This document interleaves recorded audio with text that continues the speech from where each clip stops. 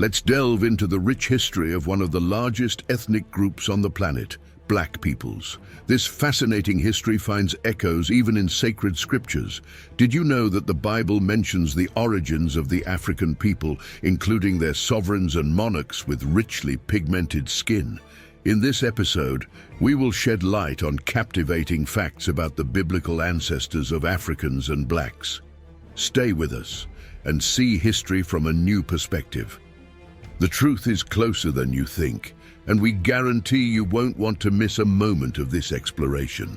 According to sacred scriptures, it is believed that all contemporary peoples descend from the three sons of Noah, Shem, Ham, and Japheth. This lineage includes not only black people, but also other ethnic groups with darker skin, all supposedly descended from Ham, one of Noah's sons.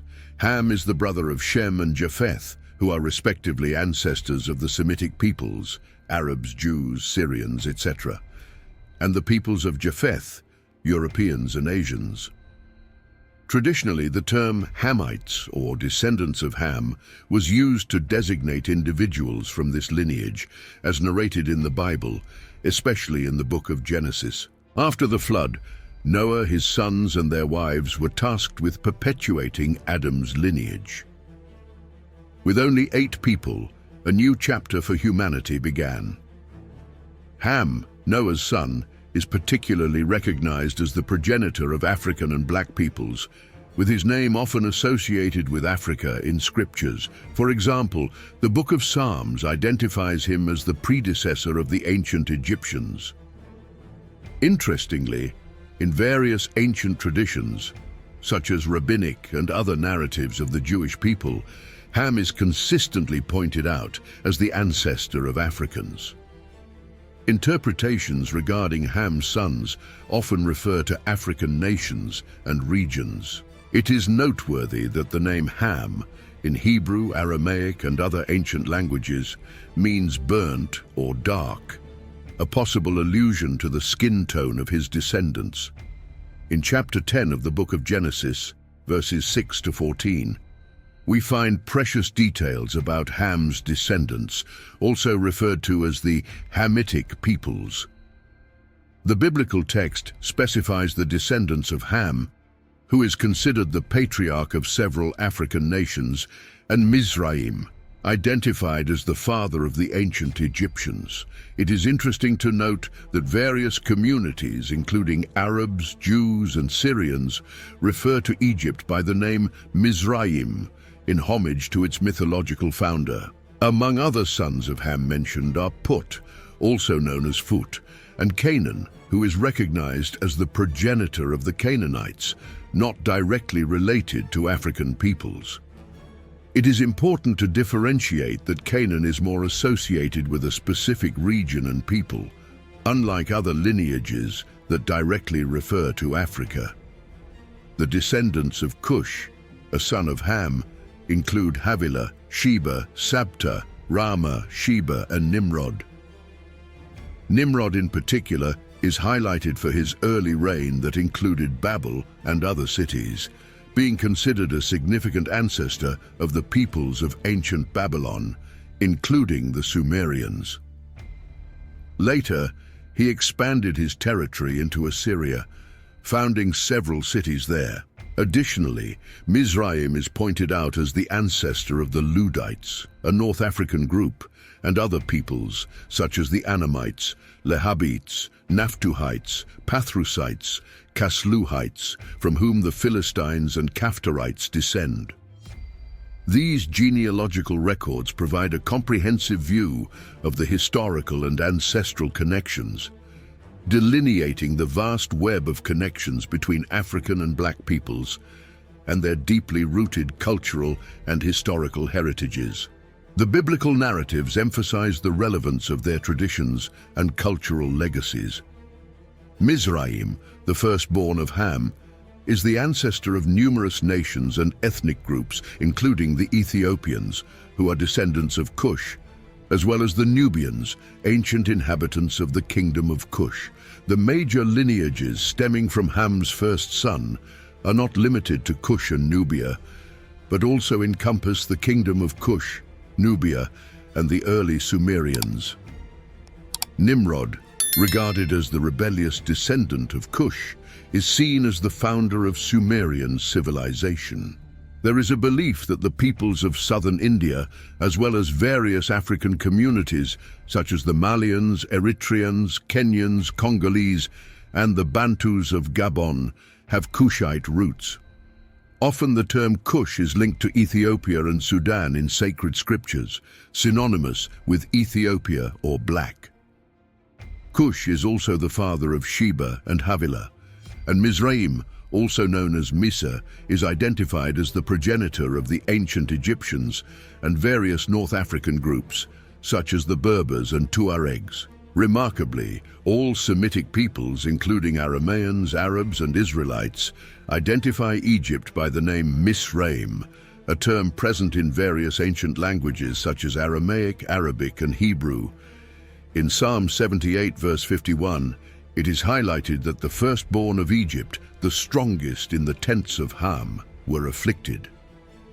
Ham, besides being the father of Mizraim, had another son named Put. The name Put is interesting because it derives from an expression that refers to a boundary marker relating to tribal hunters in Africa. These details emphasize the complexity and richness of the connections between biblical scriptures and the history of African peoples, illustrating the depth of their origins and the extent of their descendants. Put is identified as the ancestor of the Libyans, especially the Black Libyans and various other African ethnicities. Regarding the so-called Curse of Ham, directed at Canaan, many have misinterpreted it over time. This curse is mentioned in the book of Genesis, chapter 9. According to the text, after Noah became drunk and uncovered in his tent, Ham found him, but did not cover him or help. Instead, he informed his brothers about the situation, exposing Noah to ridicule. This narrative is crucial for understanding the interpretations and historical misconceptions associated with Ham's descendants. There are various ways to interpret this passage, but our focus is not to analyze all of them. Noah cursed one of Ham's descendants, specifically Canaan. At first glance, it may seem like an extreme act by Noah, but in that context, reverence for parents was considered almost sacred. Despite Noah getting drunk, which apparently was a mistake, some interpretations suggest that this could have happened accidentally. By cultivating grapes, a novelty for him, Noah would have unintentionally produced wine and become drunk, without intention, which would justify the absence of divine punishment.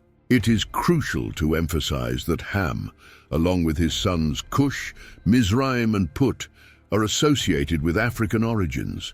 It is vital to stress that the curse was directed at Canaan, the progenitor of the Canaanites in the Middle East, and not at African peoples. Therefore, it is an interpretive error and a historical injustice to consider that Noah's curse extended to Africans.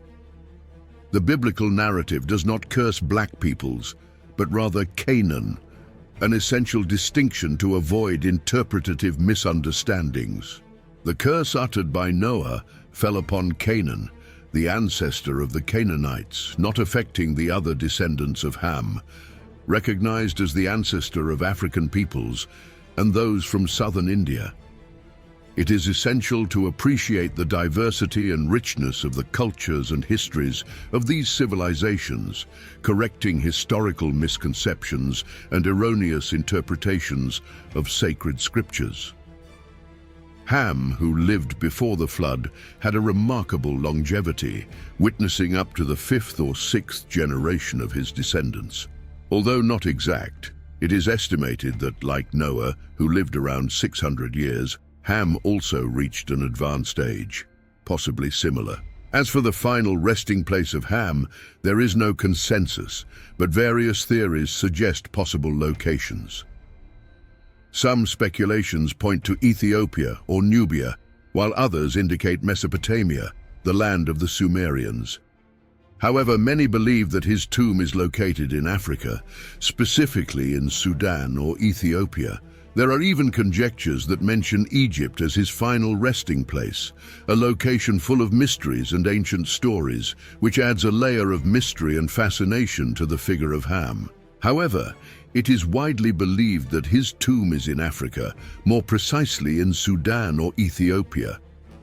Additionally, there is the possibility that Ham is buried in Egypt, a country shrouded in mystery, known for its burials dating back 3,000 to 4,000 years ago. This hypothesis adds an extra layer of fascination to Ham's legacy, connecting him to a land rich in history and ancestral enigmas. Archaeological discoveries are constantly shedding new light on the past, and among these significant findings is the Book of Jubilees. This text, a Jewish manuscript of great historical and spiritual value, dating from before the Christian era, provides us with a detailed perspective on the complexities of family and territorial relationships in Noah's descent. In the Book of Jubilees, it is narrated with particularities how Ham, a revered patriarch and precursor of prominent African lineages, and his sons, Cush and Mizraim, vehemently opposed Canaan's decision, the family's youngest, to settle in territories that belonged to Shem, regions that now correspond to Israel. This story not only underscores the family disagreement over land appropriation, but also sheds light on the intricate network of relationships and territorial rights that existed since the dawn of civilization. These narratives provide an enriching context for understanding the deep bonds that interconnect these biblical personalities with the history and geography of the Middle East, highlighting the complexity of family dynamics and territorial disputes that marked those ancient times. In biblical narratives, as well as in other ancient texts like the Book of Jubilees, understanding the historical and cultural context is crucial to value the richness of the biblical heritage. Just like Ham, his descendants also expressed disapproval of Canaan's choice, journeying there to order him to leave the land, arguing that African land should be preserved for the descendants of Ham. However, Canaan disobeys, choosing to remain in that region, disregarding the pleas of his father and brothers. The Book of Jubilees adds to the narrative, recounting that Shem established the first city and province after the flood, naming it in honor of his beloved wife, Mali Tamil. This story not only highlights the importance of family ties and respect for traditions and territorial legacy, but also illuminates the complexity of interactions between the different lineages descending from Noah. These accounts enrich our understanding of deeply intertwined family and territorial dynamics in biblical stories, evidencing the value of such narratives in unraveling the history and culture of those ancestral times. Ready to explore more mysteries and challenge the conventional? Join us on this adventure of knowledge. Subscribe, activate notifications, like, comment and share. Be part of our community of curious and inquisitive minds. Your journey in search of incredible revelations continues here. Don't miss out.